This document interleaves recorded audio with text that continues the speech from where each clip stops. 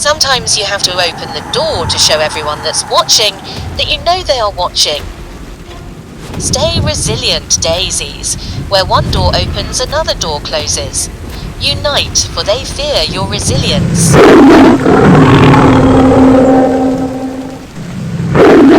Here's something that might surprise you. Scientists recently discovered that daisies have complex underground communication networks spanning hundreds of feet, sharing resources and warning signals. It's a perfect metaphor for what we're exploring today about collective resistance and resilience. That's fascinating how nature itself demonstrates the power of unity. And speaking of unity, this message about resilient daisies really flips our usual thinking about resistance, doesn't it? Well, I've been researching how daisies adapt to survive in the harshest conditions. These seemingly delicate flowers can actually modify their entire growth structure, shorter stems in strong winds, deeper roots in drought. It's like they're nature's ultimate survivors. That reminds me of this remarkable community project I witnessed last summer. Would you believe it started with just 3 determined residents and a handful of daisy seeds? Oh, tell me more about that. It sounds like the perfect real-world example of this message in action. So there was this abandoned lot that developers kept trying to fence off. Local residents started guerrilla gardening at night, beginning with daisies because they knew these flowers would survive almost anything. You know what's really interesting about that? Studies show that areas with community gardens see a 40% increase in neighborhood engagement and activism. It's like these spaces become catalysts for broader social change. That really connects to the message about fear of resilience, doesn't it? When people unite and persist, it can make those in power uncomfortable. Exactly! And speaking of persistence, let me share something amazing about daisy biology. Each daisy flower is actually a composite of up to 500 tiny individual florets working together. It's literally strength in numbers at a microscopic level. Well, that's such a powerful parallel to collective action. How do these individual florets support each other?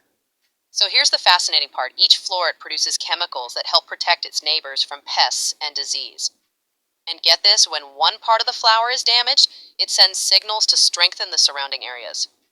Scientists have documented this happening within seconds. That's incredible, nature's own version of community organizing and mutual aid. And you know what else? Daisies exhibit something called heliotropism. They literally track the sun across the sky. In urban environments, they'll even grow at unusual angles to catch light reflected off buildings. They're constantly adapting, finding new ways to thrive. That persistence really brings home the message about opening doors rather than waiting for them to open, doesn't it? Absolutely right. And here's something that might blow your mind. Studies of urban flora show that daisies are among the first plants to recolonize areas after environmental disruption. They've been found growing in radiation zones, industrial sites, even in the aftermath of forest fires. Like nature's first responders, paving the way for other species to return. Well, exactly. And this connects directly to historical patterns of social change. Just like those first few daisies breaking through concrete, it often starts with small acts of resistance that inspire others to join in. That makes me think about how this message has spread online. It's almost like digital pollination. Oh, that's such a great point. And the data backs it up. This message has been shared across 47 different countries in the past month alone.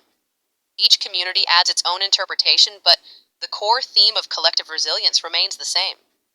Looking toward the future, what do you think this kind of grassroots messaging means for social movements? I think we're seeing a fundamental shift in how resistance movements organize and spread.